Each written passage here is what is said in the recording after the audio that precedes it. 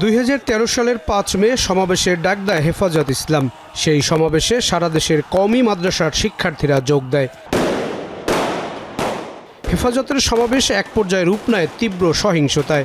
অনেকেই হতাহত হন, প্রাণহানির ঘটনাও ঘটে।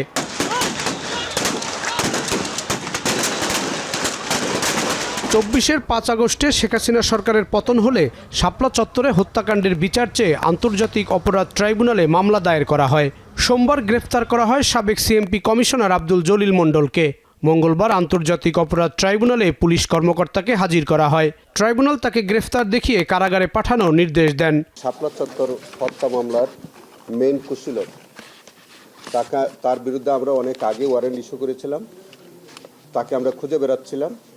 অবশেষে তিনি গ্রেপ্তার হয়েছেন এবং সেই মামলায় আজকে তাকে জেল হাজতে পাঠানো হয়েছে। শাপলা চত্বর মামলার তদন্ত কার্য প্রায় শেষ পর্যায়ে। শাপলা চত্বর ঘটনায় যারা আসবে সেটা রাষ্ট্রের প্রধান ব্যক্তিও যদি হয় এবং পিয়ন পর্যন্ত যদি হয়, আমাদের তদন্ত থেকে কেউ বাদ পড়বে না। 1/11 সময় মানবতা বিরোধী অপরাধের সঙ্গে জড়িত যাদের নাম আসবে তাদেরকেই বিচারের আওতায় আনা হবে বলে জানান চিফ প্রসিকিউটর। 1/11 সময় বা মানবতা বিরোধী অপরাধের সাথে সম্পৃক্ততা যাদেরকে পাবো, ট্রাইব্যুনাল সমটো সেগুলো ইনভেস্টিগেশন করবে এবং ট্রাইব্যুনালে বিচারের সম্মুখীন করার মতো যদি সাক্ষ্য প্রমাণ পাওয়া যায়, ট্রাইব্যুনালে বিচারের সম্মুখীন করা হবে।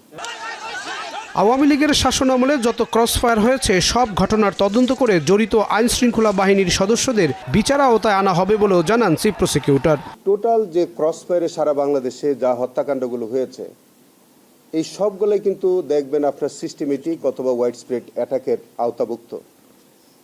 এটা একটা মেটিকুলাস ডিজাইন বা কমন ডিজাইনে তারা প্রত্যেক জায়গায় যাদেরকে তারা টার্গেট করেছে, যারাই সেই সরকারের মতের সাথে অমিল হয়েছে বা স্থানীয় নেতৃবৃন্দের সাথে মতের অমিল হয়েছে, তারাই পুলিশকে ব্যবহার করেছে। পুলিশ আবার তাদের সাথে সহযোগী হয়েছে।